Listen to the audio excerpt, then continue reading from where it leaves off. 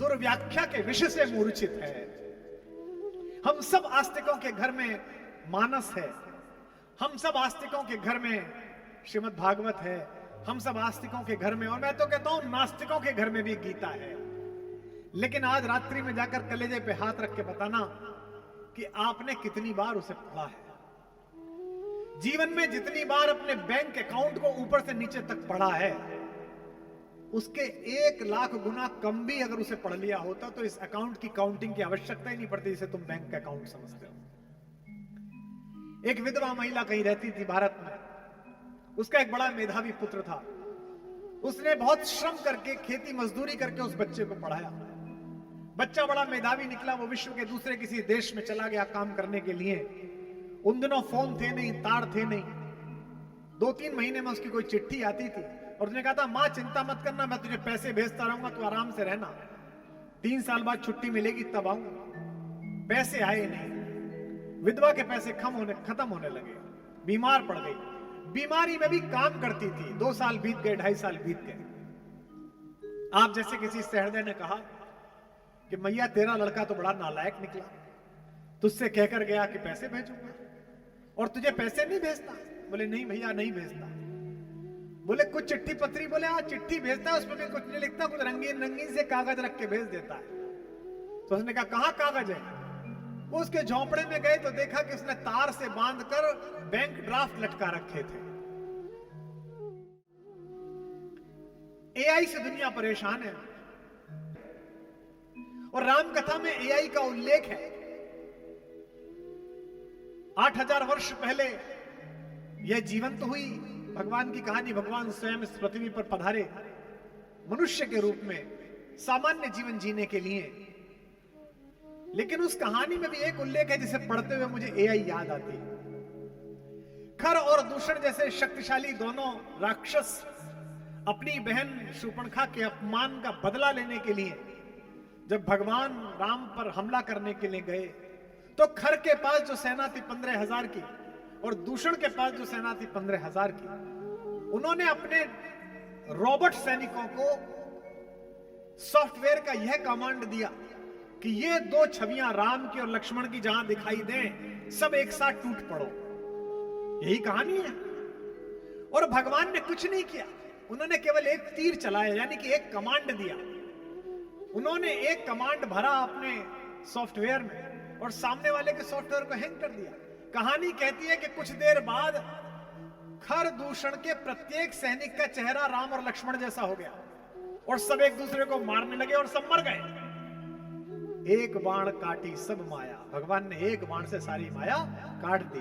तो अगर देखना हो तो कभी कोई विश्व में पूछे तो उससे कहना, जिस एआई के चमत्कारों की तुम आज व्याख्या कर रहे हो, इसे मेरा मर्यादा पुरुषोत्तम 8,000 वर्ष पहले करके निकल गया है। बस व्याख्या ठीक नहीं, क्योंकि भारतीय सांस्कृतिक चेतना दुर्व्याख्या के विषय से मूर्छित है।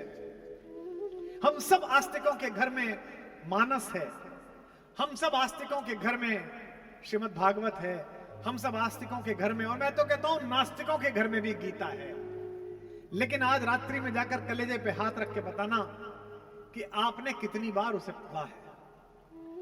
जीवन में जितनी बार अपने बैंक अकाउंट को ऊपर से नीचे तक पढ़ा है, उसके 1,00,000 गुना कम भी अगर उसे पढ़ लिया होता तो इस अकाउंट की काउंटिंग की आवश्यकता ही नहीं पड़ती जिसे तुम बैंक अकाउंट समझते हो।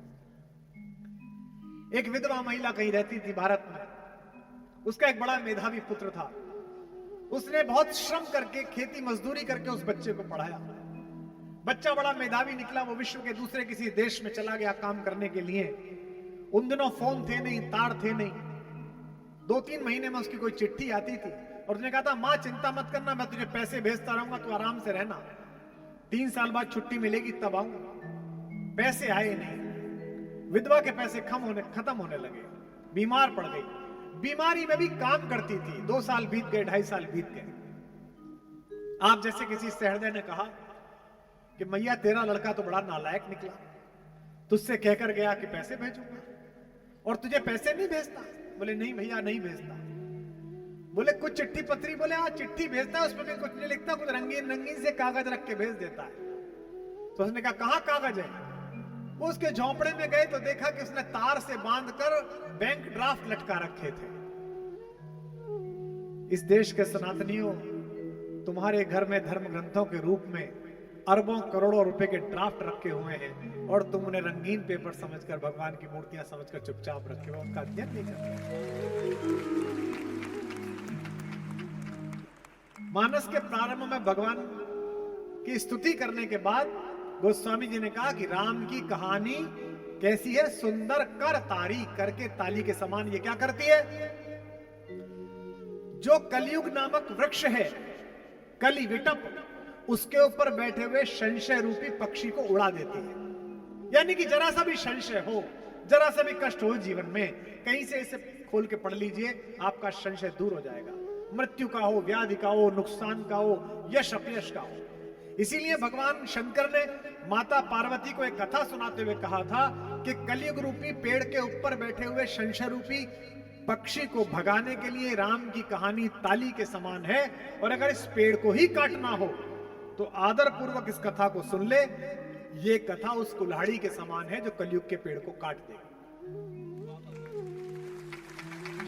राम कथा सुंदर करतारी, राम कथा सुंदर करतारी, संशय विहग उड़ावन हारी। राम कथा सुंदर करतारी, संशय विहग उड़ावन हारी। राम कथा कली विटप कुठारी, राम कथा विटप कुठारी, सादर सुनो गिरिराज कुमारी। राम कथा गाइए। विटप कुठारी, सादर सुनो गिरिराज कुमारी।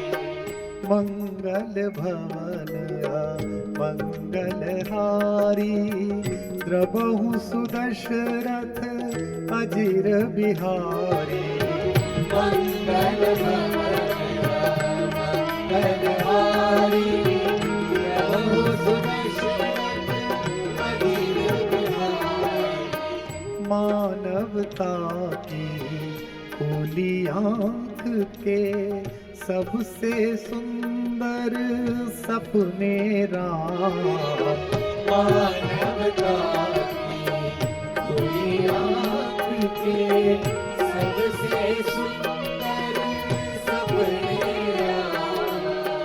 दिव्यावाणी अर्थवती हो गई, लगी जब जपने राम। दिव्यावाणी अर्थवती हो गई, लगी जब जपने राम। मात पिता गुरु जन परिजन ने अपने अपने देखे थे।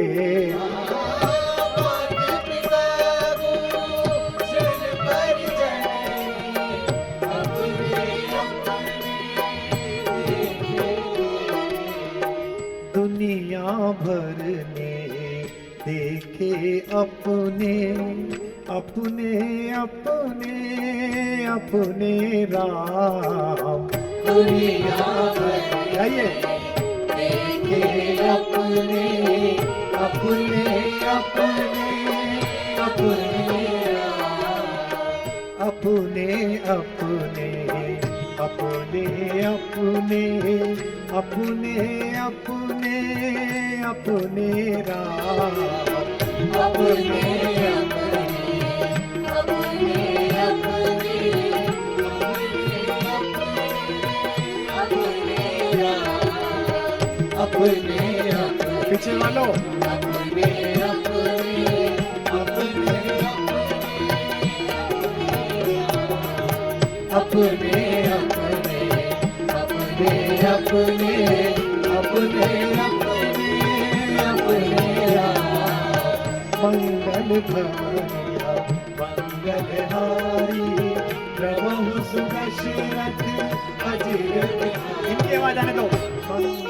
भवन आ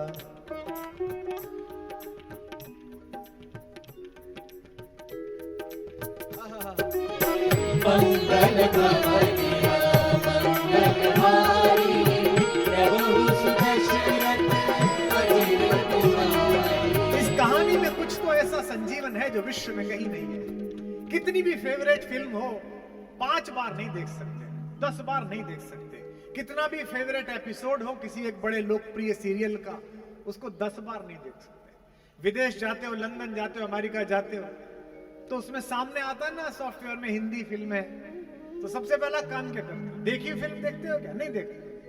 8 घंटे की फ्लाइट है लंदन की, सोचते हो एक फिल्म देख के खाना खा के सो जाऊंगा, वो फिल्म देखूं जो ना देख रखी हो। ऐसा क्या है फिर इस कहानी में कि हजारों वर्ष हो गए, हमारी सैकड़ों सैकड़ों सैकड़ों हजारों हमारी जन्म हो गए, इसके बाद भी एक कहानी, एक राजा का लड़का जिसको राज्याभिषेक के समय जंगल भेज दिया गया, उसकी पत्नी का अपहरण हो गया और उसने बिना साधनों के दुनिया के सबसे शक्तिशाली आदमी को मारकर अपनी पत्नी को वापस लिया और दुनिया में शांति स्थापित की। केवल ये इतनी कहानी नहीं है, इतनी कहानी होती तो कौन सुनता? और मैं अगर तर्क ठीक दूं तो फिर मुझे अपने प्रतिसाद से बताना। जो लोग कहते हैं कि इस कहानी में क्या है, सामान्य बात है, उनको कोरोना जैसे संकट के काल में पता चला कि जब प्राणों पर बनाई थी तब 40 साल पुराना एक घिसा हुआ प्रिंट जिसमें तीर चल रहे थे तो चल ही रहे थे, वीएफएक्स के जमाने में उसे दूरदर्शन ने रामायण को दोबारा दिखाया तो दुनिया की सबसे बड़ी टीआरपी लेकर रामायण फिर खड़ी हो गई। मुझसे लोग कहते हैं कि आप इस पर चर्चा क्यों करने लगे 5-6 वर्ष से? ये मेरा काम है। कवियों ने ही तो ये कहानी सुनाई है। सबसे पहली बार किसने सुनाई? महर्षि वाल्मीकि ने सुनाई।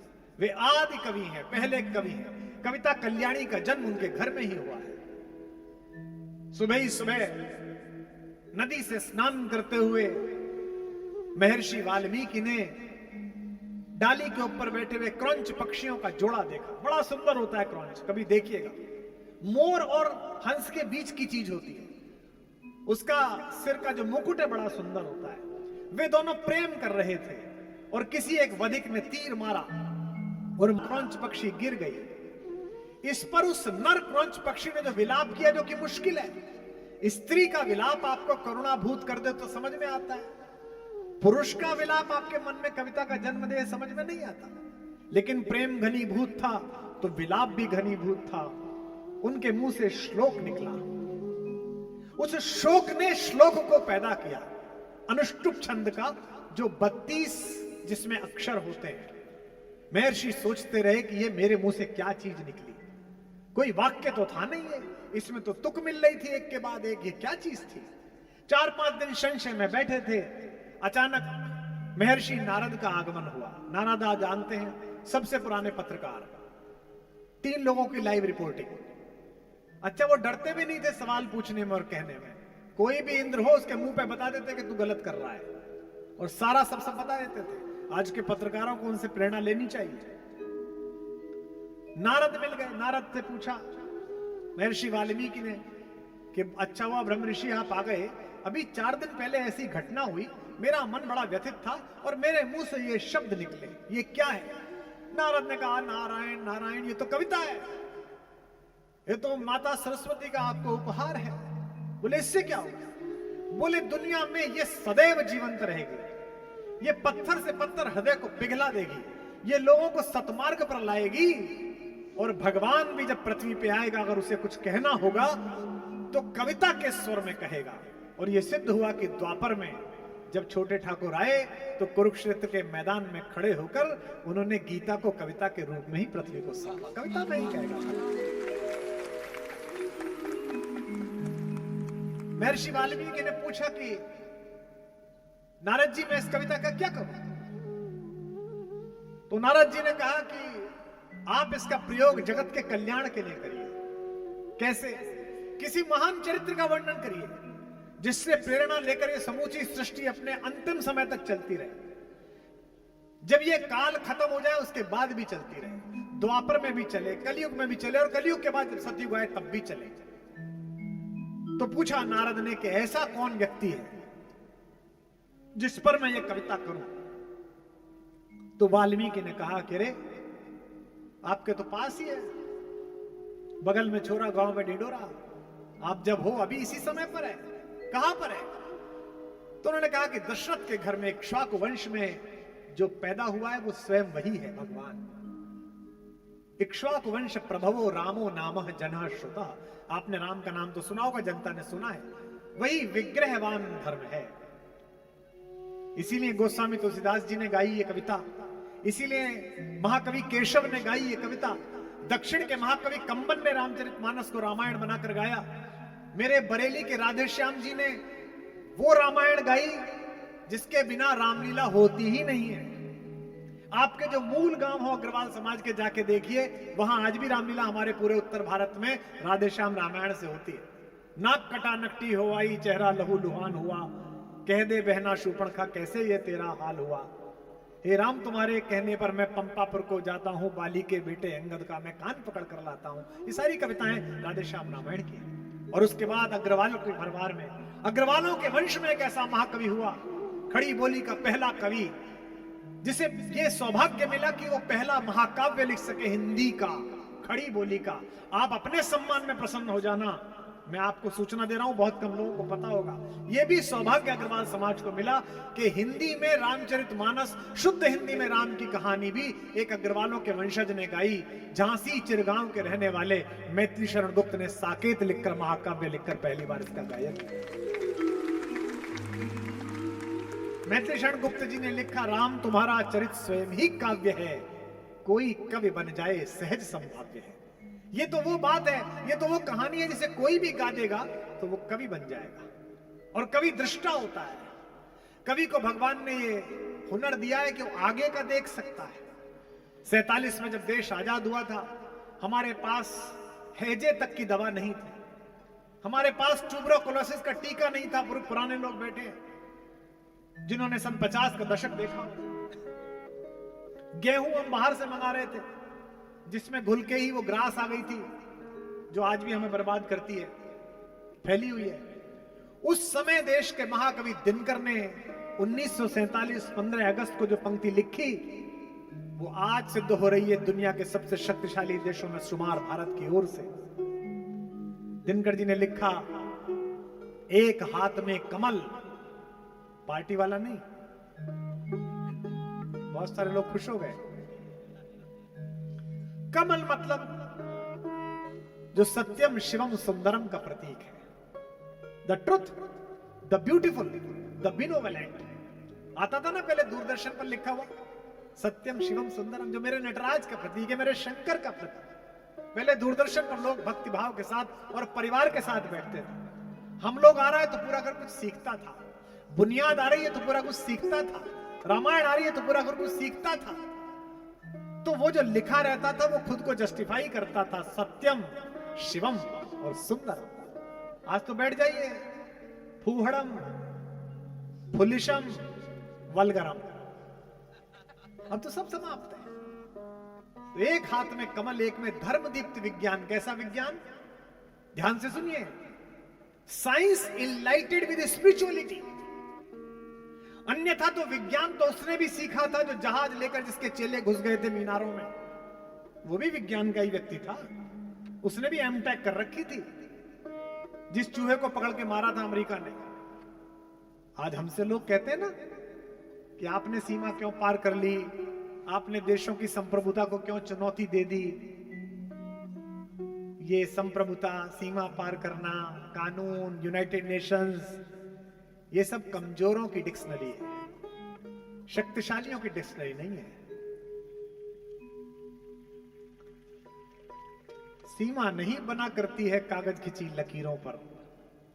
ये बोल रहा हूं मैं तिलक के दरबार में और दिल्ली के वर्चस्ववादी, विधर्मी, अहंकारी औरंगजेब को चुनौती देने वाले छत्रपति शिवाजी महाराज के दरबार में बात बोल रहा हूं। सीमा नहीं बना करती है कागज खिंची लकीरों पर। अगली पंक्ति में स्मरण करना शिवाजी जी को, करुण जी की पंक्ति पढ़ रहा हूं। सीमा नहीं बना करती है कागज खिंची लकीरों पर, ये घटती बढ़ती रहती है वीरों की शमशीरों पर। वाह, क्या बात है, वाह। इसीलिए इस कहानी को जितनी बार आप सुने उतनी बार आनंद है। 4-5 वर्ष से मैं देख रहा हूं कई नगर तो इसे हर साल सुन रहे हैं और मैं हर बार नई व्याख्याओं के साथ पहुंच जाता हूं। मैंने इतनी बार इसको पढ़ा है, लेकिन जब भी रात को खोल के बैठो, दिन में बेचैनी हो, कभी भी बैठो, किसी पेज से नई बात निकल आती है, मुझे लगता है अरे ये तो पता ही नहीं थी मुझे, ये अर्थ तो खुला ही नहीं था मेरे सामने। इसीलिए जब कोई कहे कि जी क्या सुनने जा रहे हो, क्या पढ़ रहे हो, सुन तो लिए कहानी, तो उसको बताना कि ये भगवान राम और सीता का जो चरित्र वर्णन है, ये इतना मीठा, सरस और मनभावन है कि इसे कितनी भी बार सुनो, हृदय की प्यास कभी बुझती नहीं है। सीताराम चरित अति पावन, सीताराम चरित अति पावन, मधुर सरस अरु अति मन भावन। सीताराम चरित अति पावन, मधुर सरस अरु अति मन भावन। पुनि पुनि कितने सुने सुनाए, पुनि पुनि कितने सुने सुनाए, ये की प्यास बुझत न बुझाए। पुनि पुनि कितने सुने सुनाए, ये की प्यास बुझत न बुझाए। मंगल भवन मंगलहारी, द्रबहु सुदशरथ अजिर बिहारी। मंगल भवन